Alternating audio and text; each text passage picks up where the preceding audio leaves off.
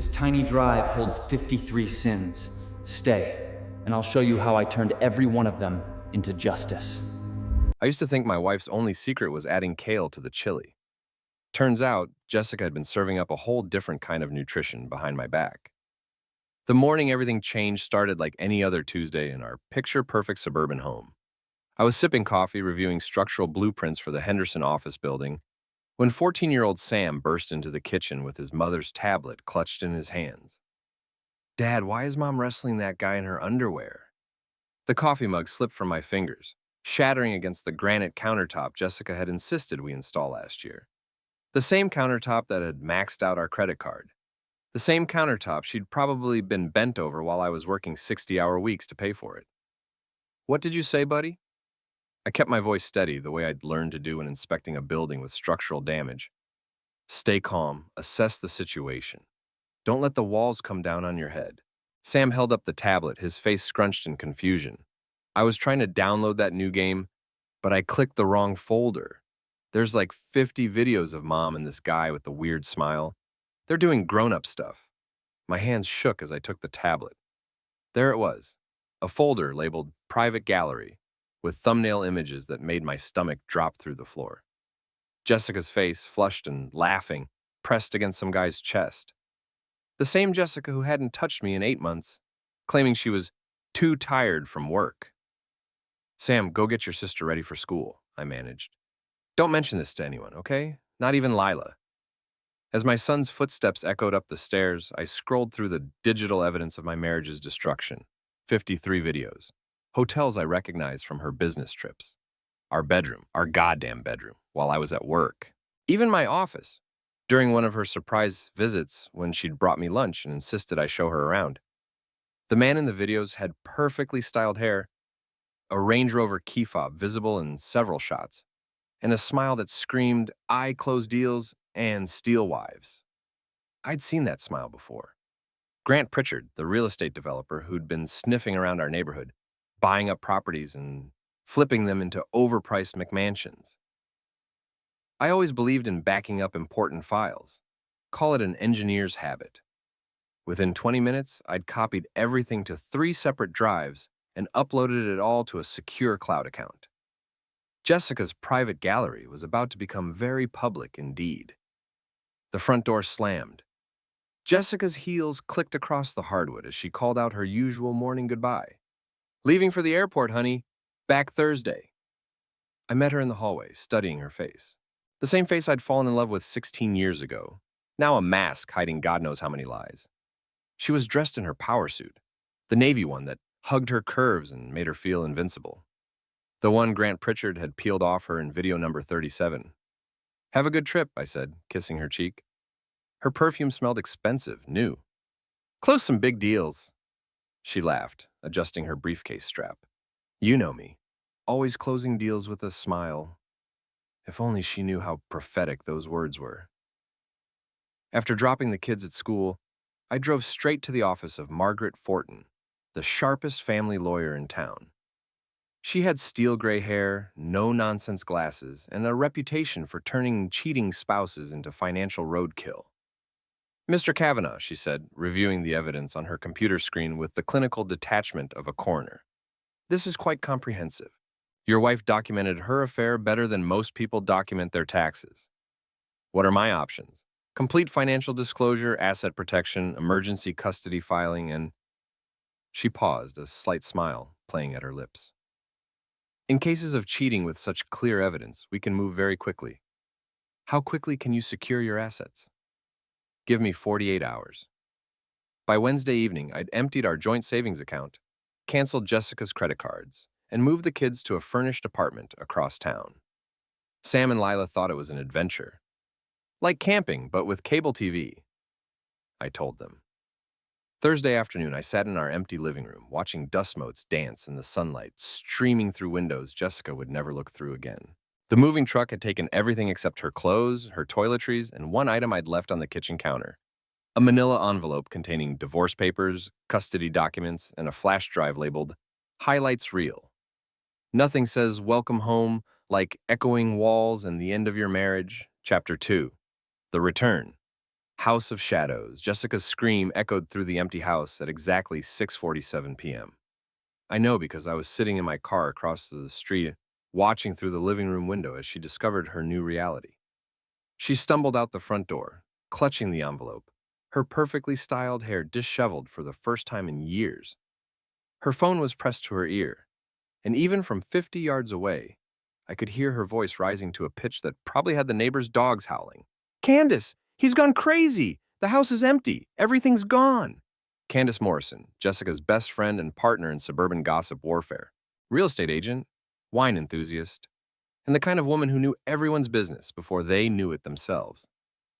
If Jessica wanted sympathy and strategic advice, Candace was her first call. My phone buzzed. Jessica's number. I let it ring. It buzzed again and again. On the fourth call, I answered. "Hello, Jessica." "Alex, what the hell have you done?" Her voice was raw, desperate. "Where are my children? Where is my furniture? Your children are with their father, having pizza and helping with homework.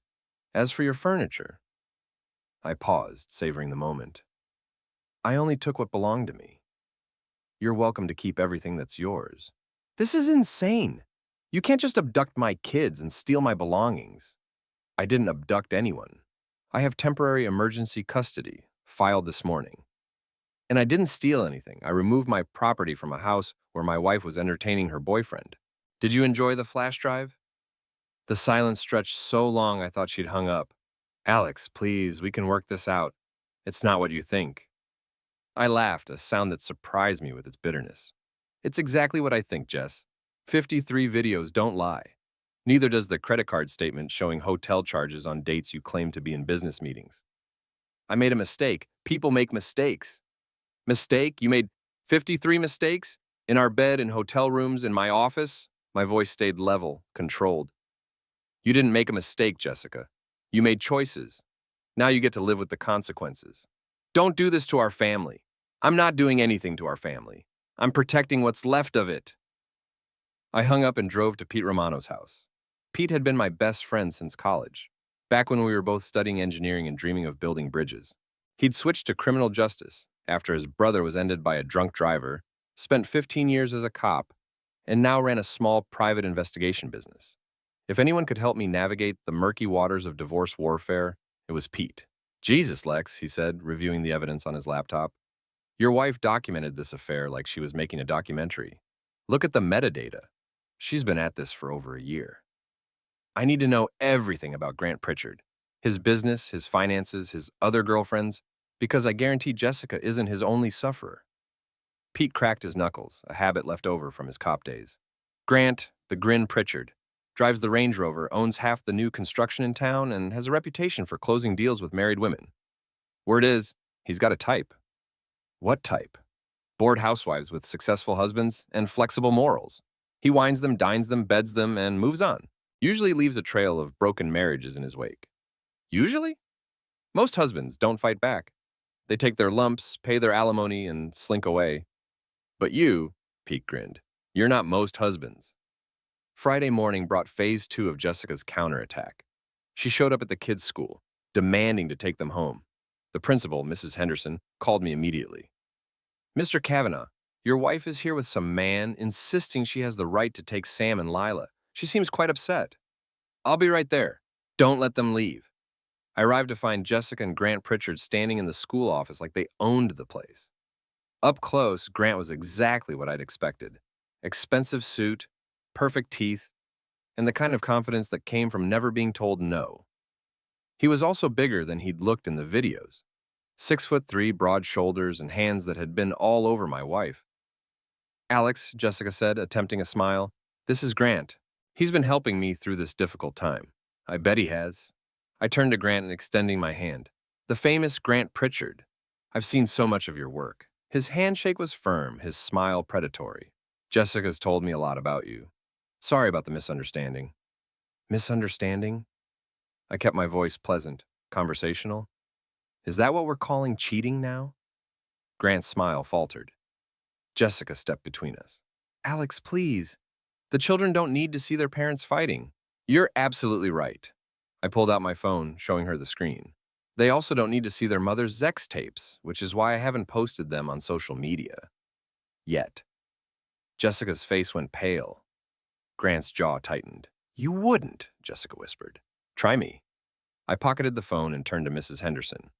My children will be staying with me until the custody hearing. If Mrs. Kavanaugh attempts to remove them from school again, please call the police. As I walked away with Sam and Lila, I heard Grant's voice behind me. This isn't over, Kavanaugh. I didn't turn around. You're absolutely right. Chapter 3. The Investigation.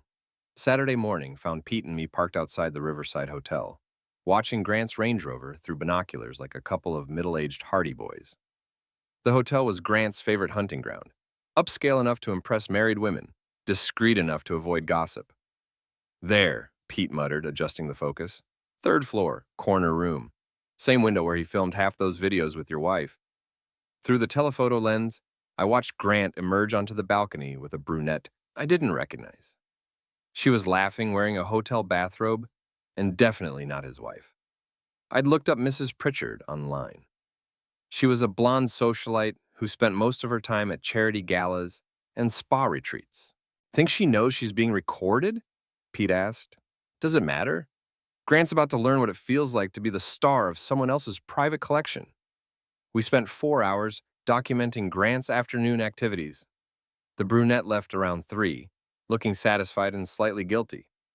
20 minutes later, a redhead arrived. Different woman, same routine. Guy's got stamina, Pete observed, and absolutely no shame. He's about to get a lot more shame than he bargained for. Monday morning, I implemented Phase 1 of Operation Humiliation. Grant's Range Rover was parked in his usual spot outside the downtown Starbucks, where he held his morning meetings with potential clients. I'd watched his routine for 3 days. Same time, same parking spot, same overpriced coffee order. The beauty of being a structural engineer is understanding how things work. Cars, buildings, relationships, they all have weak points. Press the right spot, and everything comes tumbling down. I slipped a bag of frozen shrimp into his air conditioning vents, then loosened the brake lines just enough to make them spongy, but not dangerous. Grant Pritchard was about to discover that his smooth ride had developed some serious problems. By noon, my phone was buzzing with updates from Candace Morrison. She'd become an unwitting ally in my information warfare campaign, thanks to her compulsive need to share every piece of gossip that crossed her path. Alex, you won't believe what happened to that developer friend of Jessica's, she said, her voice practically vibrating with excitement. His car broke down right in front of the country club, and it smelled like a seafood restaurant threw up inside it. The whole parking lot cleared out. That's terrible, I said, fighting to keep the satisfaction out of my voice. I hope he's okay. Oh, he's fine, but his reputation isn't. Half the town saw him standing next to that stinking car, looking like he'd been living in it for a week. And get this, the tow truck driver said the brake lines had been tampered with. Tampered with? That sounds serious. That's what everyone's saying. Who would do such a thing to poor Grant? Poor Grant indeed. Tuesday brought Phase 2, social media warfare. I'd created a fake account weeks earlier, complete with the generic profile picture and believable backstory. Concerned Citizen had been quietly building a following by sharing local news and community events. Now it was time to share something more interesting. The post was simple. Spotted at the Riverside Hotel, local developer Grant Pritchard with mystery woman. Guess his wife doesn't know about his business meetings. I attached one of the photos Pete had taken, carefully cropped to show Grant's face and the hotel room number. Within hours, the post had been shared dozens of times. By evening, it was trending in local Facebook groups. Jessica called that night, her voice shaking with rage. You coward! You're destroying innocent people. Innocent? I laughed. Jessica, the man has been sleeping with half the married women in town. I'm doing their husbands a public service. Grant says you sabotaged his car. Grant says a lot of things. Most of them lies. This has to stop, Alex. You're hurting people who don't deserve it. Like you hurt me? Like you hurt our children when you brought your boyfriend into our home? The line went quiet. I never meant for Sam to find those videos, she whispered. But you meant to make them. You meant to betray our marriage, our family, our life together. You just didn't mean to get caught. Please, Alex, I'm begging you. I'll do anything to make this right. It's too late for that, Jess. Way too late. Wednesday morning brought an unexpected visitor to my apartment. I was making breakfast for the kids when the doorbell rang. Through the peephole, I saw a man I didn't recognize. Tall, thin, expensive suit, and the kind of dead eyes that suggested he solved problems for people like Grant Pritchard.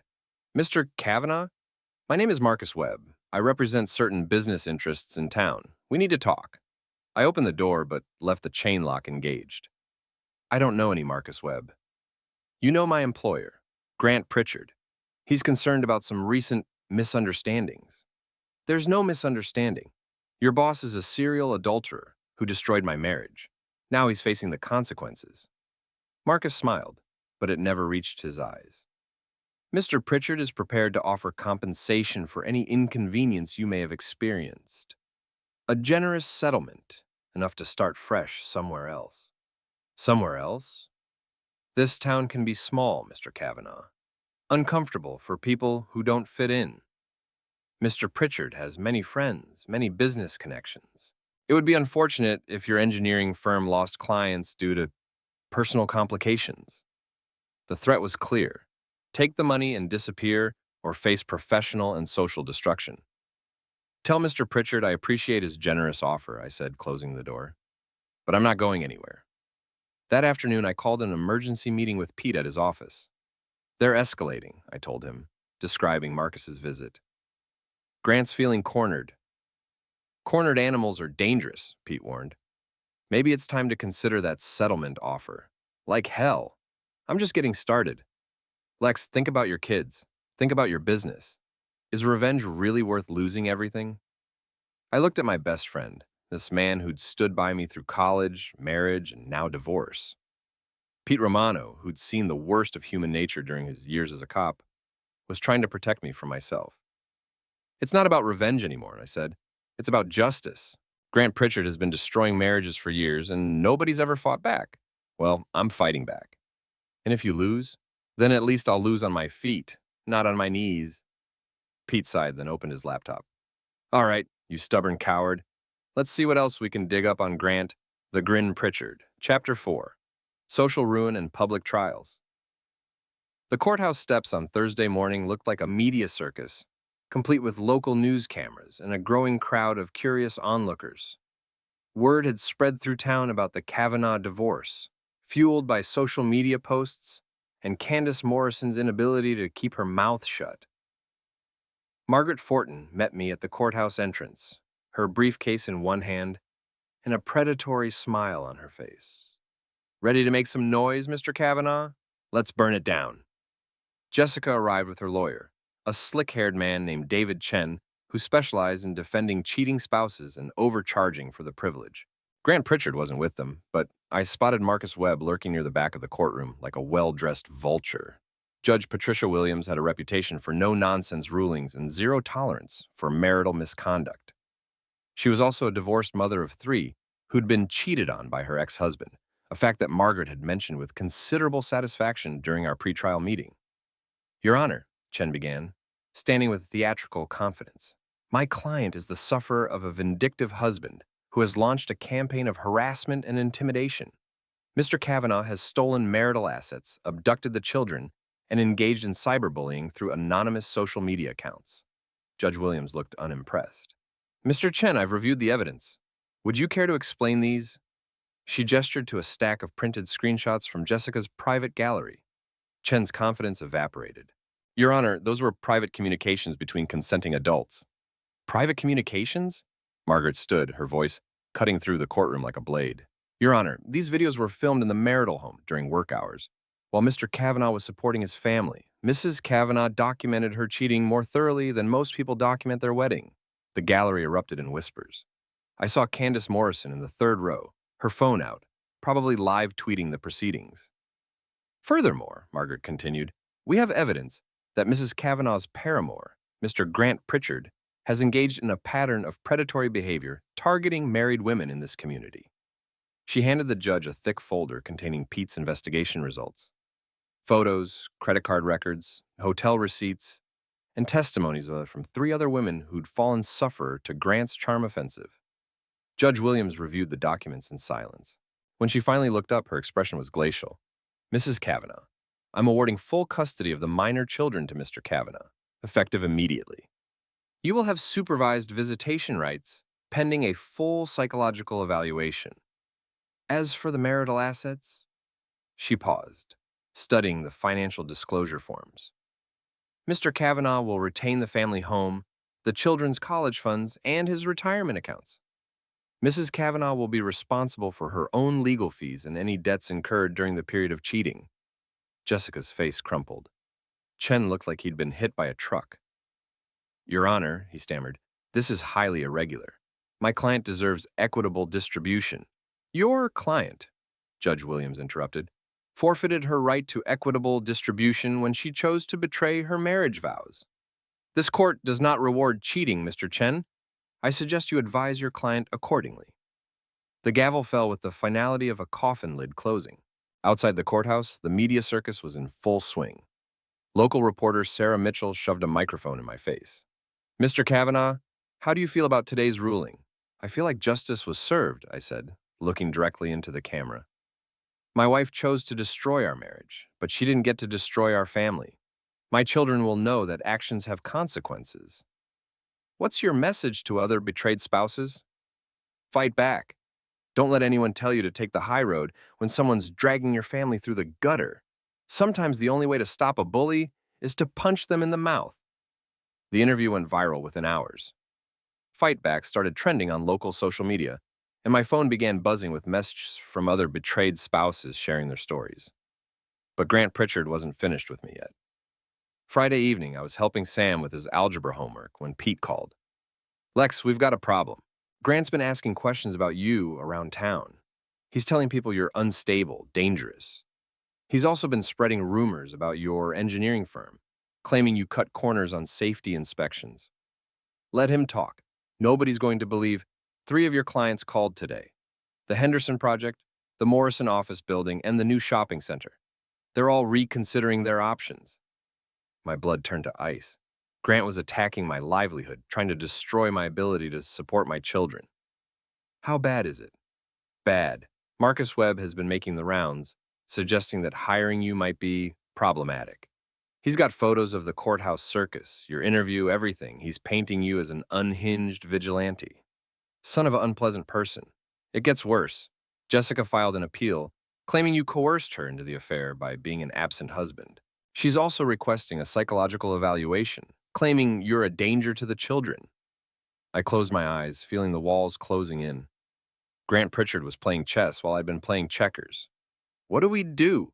We hit back harder. I've been digging into Grant's business dealings, and there's something you need to see. An hour later, Pete arrived at my apartment with a laptop and a grim expression. Grant Pritchard's real estate empire is built on a foundation of fraud, he said, opening a spreadsheet. Inflated appraisals, kickbacks to inspectors, and at least 6 properties with serious structural defects that were covered up during sales. How serious? Remember the Riverside condos that collapsed last year during the storm? Grant was the developer, the official report that blamed unusual weather conditions, but I found the original engineering survey. The foundation was compromised from day one. Jesus. People could have been ended. People weren't ended, Mrs. Patterson, the elderly woman in Unit 12. The report said she died of natural causes during the collapse, but her family suspected negligence. They couldn't prove it because the evidence disappeared. What evidence? Pete pulled up another file. The original structural analysis conducted by Morrison Engineering, it recommended extensive foundation repairs before occupancy. That report vanished from city records 3 days after the collapse. Morrison Engineering, Candace Morrison's husband's firm. How much did Grant pay them to lose that report? Enough to buy a new house in Florida and an early retirement. Jim Morrison closed his business 6 months after the collapse and moved to Tampa. I stared at the laptop screen, pieces of the puzzle clicking into place. Grant Pritchard wasn't just a serial adulterer. He was a criminal who had literally gotten away with homicide. We need to take this to the police. With what evidence? Everything I've found is circumstantial. We need something concrete, something that ties Grant directly to the cover-up. Then we get it. Lex, this isn't about your divorce anymore. This is serious criminal activity. If Grant realizes what we know, he'll what? Try to intimidate me? Threaten my business? He's already doing that. He might do worse. I thought about Mrs. Patterson, crushed under the weight of Grant's greed and corruption. I thought about the other families he'd destroyed, the marriages he'd broken, the lives he'd ruined for profit and pleasure. Then we'd better move fast. Saturday morning, I put the next phase of my plan into motion. If Grant wanted to play dirty, I'd show him what dirty really looked like. The Riverside Country Club was hosting its annual charity auction, a high society gathering where the town's elite gathered to see and be seen. Grant would be there, schmoozing potential clients and hunting for his next sufferer. I arrived early, dressed in my best suit and carrying a laptop bag.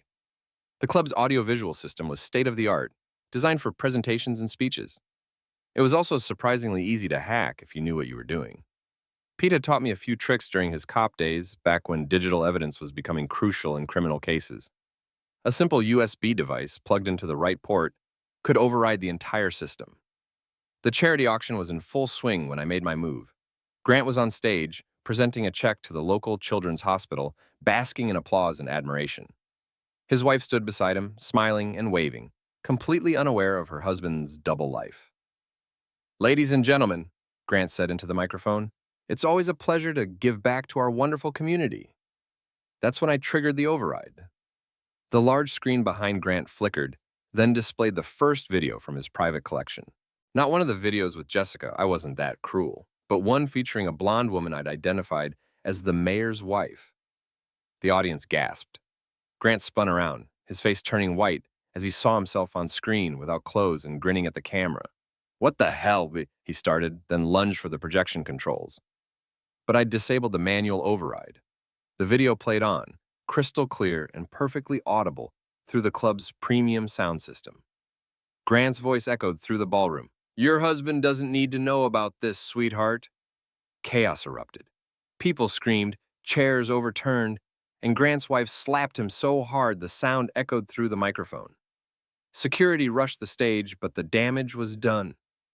The video had been live-streamed to the club's social media accounts, automatically posted to Facebook and Instagram for all their followers to see. Within minutes, it was being shared across every platform in town. I slipped out through the kitchen, leaving Grant to face the music alone. Chapter 5, The Reversal, Cat and Mouse, Sunday morning brought the fallout.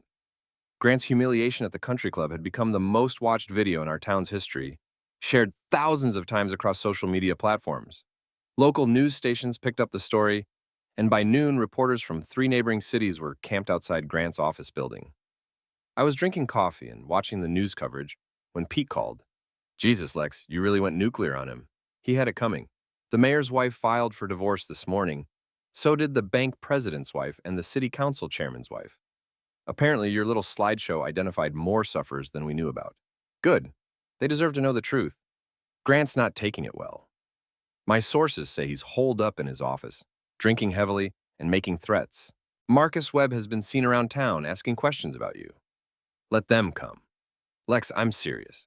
These aren't the kind of people who accept public humiliation gracefully. Grant's reputation is destroyed, his business is collapsing, and his wife just filed for divorce. He's got nothing left to lose. Neither do I. That afternoon, I took Sam and Lila to the park, trying to maintain some normalcy in their lives. They'd been troopers through the whole ordeal, adapting to their new apartment and the constant media attention with remarkable resilience. "Dad," Sam said as we walked home, "some kids at school are saying mean things about Mom." My heart clenched. What kind of things? That she's a bad person, that she did something wrong. I stopped walking and knelt down to his level. "Your mom made some choices that hurt our family. But she's still your mom, and she loves you very much. Don't let anyone tell you different. Are you still mad at her?" I considered the question carefully. Was I still mad? Or had the anger transformed into something else, a cold, calculating determination to see justice done? "I'm disappointed in her," I said finally. "But I'm not mad at you or Lila. You're the best parts of my life." Monday morning brought a new development. I was reviewing blueprints at my office when Margaret Fortin called with urgent news. "Alex, we have a problem. Jessica's appeal was fast-tracked, and there's a hearing scheduled for Wednesday. Judge Williams is out sick, so it's being heard by Judge Robert Morrison." My blood ran cold. Morrison? As in Jim Morrison's brother. The same Jim Morrison who took money from Grant to hide that engineering report? This isn't a coincidence. Can we get a different judge? not without cause, and we don't have grounds for recusal. Officially, there's no connection between Judge Morrison and Grant Pritchard, but unofficially, you're about to get railroaded by a corrupt judge who owes Grant a favor. Tuesday night, I couldn't sleep. I paced my apartment, running scenarios through my head. Grant had outmaneuvered me, using his connections to stack the deck. Wednesday's hearing would likely reverse Judge Williams's custody ruling, giving Jessica shared custody and access to half our assets. I was making coffee at 3 a.m. when I heard footsteps in the hallway outside my apartment. Soft, deliberate, trying to be quiet, I moved to the window and peered through the blinds. Marcus Webb stood in the parking lot, talking on his phone. Two other men waited by a black SUV, their posture suggesting they weren't there for a friendly conversation. I grabbed my phone and called Pete. "They're here," I whispered. "Marcus and two others. Outside my apartment." "I'm on my way." "Don't do anything stupid. Define stupid. Don't engage them. Don't open the door. Don't..." The apartment's power went out. Emergency lighting kicked in, casting eerie shadows through the hallway. I heard the building's main door open, followed by footsteps on the stairs. I woke Sam and Lila as quietly as possible. "We need to leave. Right now." "Dad, what's wrong?" Lila whispered. "Just trust me, sweetheart." I led them to the fire escape, my heart pounding as we climbed down into the alley behind the building. Pete's car was waiting, engine running. "Get in," he said. "Now." As we drove away, I saw Marcus Webb standing in my apartment window, silhouetted against the emergency lighting. He was holding something in his hand, a phone, taking pictures of the empty rooms. "Where are we going?" Sam asked. "Somewhere safe," I said, though I wasn't sure such a place existed anymore. Pete drove us to a motel on the outskirts of town, paying cash for 2 adjoining rooms. After getting the kids settled with pizza and cable TV, we sat in the parking lot, planning our next move. "This is escalating too fast," Pete said. "Grant's desperate, and desperate men do stupid things." "What do you think Marcus was doing in my apartment?" "Planting evidence, maybe. Illegal substances, weapons, something to make you look unstable or dangerous. With Judge Morrison hearing your case tomorrow, they need ammunition to justify taking your kids away." "We have to stop them." "How? We can't prove anything, and even if we could, who would we tell? Half the police department probably owes Grant favors." I stared at the motel's neon sign, watching it flicker in the darkness. Grant Pritchard had built his empire on corruption and intimidation, buying judges and silencing sufferers. But he'd made one crucial mistake. He'd underestimated how far a father would go to protect his children. "I have an idea," I said, "but you're not going to like it." "I already don't like it. We're going to break into Grant's office." "Jesus, Lex, that's a felony. So is bribery, fraud, and conspiracy. Grant's been committing felonies for years. It's time someone held him accountable. And if we get caught, then my kids grow up knowing their father fought for them instead of rolling over and playing dead." Pete was quiet for a long moment, staring at the dashboard. "When?" he asked finally. "Tonight. While Marcus and his goons are busy tearing apart my apartment, we'll be gathering evidence to bury Grant Pritchard once and for all." "This is insane." "Probably, but it's the only chance we've got." Chapter 6. Final Showdown. Night of the gallery, Grant's office building stood dark against the midnight sky, a monument to corruption and greed. Pete and I sat in his car across the street, studying the security setup and finalizing our plan. 2 guards, Pete observed, watching the lobby through binoculars. "Standard patrol pattern, cameras at all entrances. The service elevator in the parking garage is our best bet." "What about alarms?" "I've got that covered." He pulled out a small electronic device. "Courtesy of my cop days, this will loop the security feed for 30 minutes, giving us a window to get in and out. And if something goes wrong, then we're screwed." The parking garage was dimly lit and mostly empty, except for Grant's Range Rover parked in his reserved spot. Pete's device worked perfectly, freezing the security cameras on a loop of empty corridors and vacant offices. Grant's office was on the 15th floor, a corner suite with panoramic views of the town he'd spent years corrupting.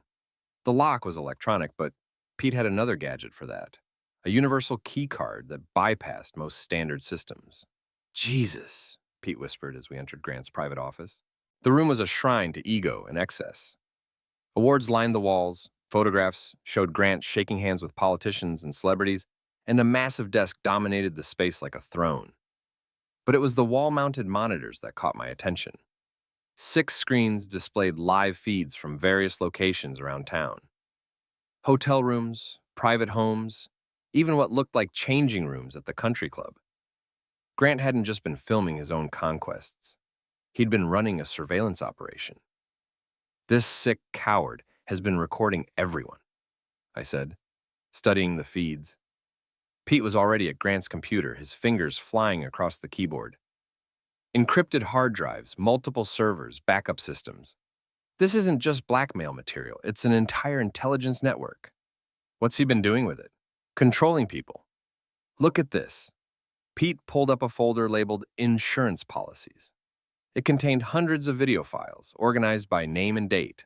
Politicians, business leaders, judges, including Judge Morrison. Son of an unpleasant person, I breathed, watching a video of the judge accepting an envelope of cash from Grant. He's been buying influence for years. It gets worse. Pete opened another folder. Look at this. The Morrison Engineering Report on the Riverside condos filled the screen, complete with Jim Morrison's signature and detailed warnings about foundation instability. At the bottom, someone had added a handwritten note. Problem solved, JM. He kept evidence of the cover-up, I said. Why would he do that? Insurance. If Jim Morrison ever tried to expose him, Grant could prove he was complicit in the cover-up. Mutually assured destruction. I photographed everything with my phone, building a digital case file that would bury Grant Pritchard forever. But as I worked, I heard something that made my blood freeze. Footsteps in the hallway. Pete heard them too. He quickly closed the files and shut down the computer while I grabbed the physical documents from Grant's safe, a combination lock that had yielded to Pete's surprisingly extensive criminal skill set. Back exit, Pete whispered, pointing to a door marked Emergency Stairs. But as we reached the door, it opened from the other side. Marcus Webb stepped into the office, flanked by 2 men I didn't recognize. All 3 were armed. Mr. Kavanaugh, Marcus said with his cold smile, you really should have taken that settlement offer. Marcus, I replied, trying to keep my voice steady. Working late tonight? Cleaning up loose ends. Mr. Pritchard is very disappointed in your recent behavior. Where is Grant? Too much of a coward to face me himself? Mr. Pritchard is attending to other business. Your wife, for instance. My heart stopped. What? She's been quite cooperative, actually. Desperate to regain custody of her children. Amazing what a mother will do when properly motivated. If you hurt her, Marcus laughed. Mr. Kavanaugh, we don't need to hurt anyone. Your wife has agreed to testify that you've been unstable, violent, a danger to your children. In exchange, she'll receive full custody and a generous settlement. She'll never do that. She already has. The testimony was recorded this evening, quite compelling. A tearful mother, desperate to protect her children from an unhinged ex-husband who's been stalking and bothering her lover. The pieces fell into place. Grant had orchestrated everything. The break-in at my apartment, the corrupt judge, Jessica's cooperation. He'd played me like a violin while I thought I was playing chess. The only question now, Marcus continued, is what to do with you. That's when Pete made his move. My best friend, ex-cop and current private investigator, had been quietly positioning himself during Marcus's monologue. He lunged forward, tackling one of the gunmen and sending his weapon skittering across the floor. Run, Pete shouted. I didn't run. Instead, I grabbed the nearest weapon I could find, a heavy crystal award from Grant's trophy wall, and brought it down on the second gunman's wrist. He screamed and dropped his firearm. Marcus raised his weapon, but I was already moving, using Grant's massive desk as cover. The office erupted in chaos as Pete and the first gunman rolled across the floor, fighting for control of the dropped weapon. You can't win this, Kavanaugh, Marcus shouted, firing shots that splintered the wooden desk. Even if you end us all, Grant has already won. Your wife signed the papers. The judge will rule against you tomorrow. Maybe, I said, pulling out my phone. But Grant forgot one important detail. What's that? I'm an engineer. I know how to bring down structures. I've been live streaming everything to social media since we entered the office. The entire confrontation around Marcus's threats, his admission of Grant's crimes, it was all being broadcast to my followers, automatically saved to the cloud. But more importantly, I'd been uploading the evidence we'd gathered. The surveillance videos, the Morrison Engineering Report, the judge's bribery footage, Everything was now publicly accessible, shared across every platform I could reach. "You coward," Marcus snarled, realizing what I'd done. "The whole town is watching, Marcus. Every crime, every cover-up, every corrupt deal, Grant's empire just came crashing down." Pete had gained control of the first gunman's weapon and was holding both men at gunpoint. Marcus looked around the office, seeing his carefully constructed world collapsing in real time. "This isn't over," he said. "Yes, it is." The police arrived 20 minutes later, followed by federal agents who'd been monitoring the live stream. Apparently, Grant's surveillance operation had crossed state lines, making it a federal case. As Marcus and his associates were led away in handcuffs, I stood in Grant's office, watching the sun rise over the town that would never be the same. My phone buzzed with a text from Margaret Fortin. "Judge Morrison recused himself. New hearing scheduled with federal oversight. We won." Another text, this one from an unknown number. "You destroyed everything. I hope you're satisfied. Gee." I typed back, "Not everything. I saved my children. That's all that matters." The final text came from Jessica. "I'm sorry for everything. You were right to fight back." I didn't reply. Some bridges once burned can never be rebuilt. Belog. The gallery closes. 3 months later, I stood in my old house, now legally and completely mine, watching movers carry in furniture for the kids' rooms. Sam and Lila were excited to be home, to have their own space again, to feel safe. Grant Pritchard was in federal prison awaiting trial on charges of racketeering, bribery, and conspiracy. His real estate empire had collapsed, his assets seized, his reputation destroyed. The surveillance network he'd built to control others had become the evidence that buried him. Marcus Webb had turned state's evidence, providing testimony that implicated dozens of other corrupt officials. Judge Morrison had resigned in disgrace, and 3 city council members were facing criminal charges. Jessica had moved to another state, starting over with nothing but the clothes on her back and the knowledge that she'd chosen the wrong side in a war she helped create. She had supervised visitation rights with the children once a month, a reminder of what she'd lost when she chose betrayal over loyalty. The Riverside Condos case had been reopened, with federal investigators examining every aspect of the cover-up, Mrs. Patterson's family would finally get justice, and Grant would face additional charges for her end. Pete Romano had been offered a position with the FBI, recognition for his investigative skills and courage under fire. He'd turned it down, preferring to stay in town and help other betrayed spouses fight back against their cheaters. "You know what the best part is?" Pete said, helping me hang pictures in the living room. "What's that?" "Grant's surveillance system recorded everything he did, every crime, every affair, every corrupt deal. He built the evidence case against himself." I laughed, thinking about the irony. Grant Pritchard, master manipulator and blackmailer, had been destroyed by his own obsession with recording other people's secrets. "Poetic justice," I said. "The best kind." That evening, after the kids were asleep, I sat in my home office, looking at the wall where I'd hung a new picture. It was a photo of Sam, Lila, and me at the courthouse, taken the day the final custody ruling was announced. We were smiling, victorious, together. Below it, I'd mounted a small plaque with a simple inscription: "Sometimes the only way to stop a bully is to punch them in the mouth." My phone buzzed with a notification. Someone had tagged me in a social media post, another betrayed spouse, sharing their story of fighting back against a cheating partner. The hashtag #FightBack was still trending, inspiring people across the country to stand up for themselves. I'd started something bigger than revenge.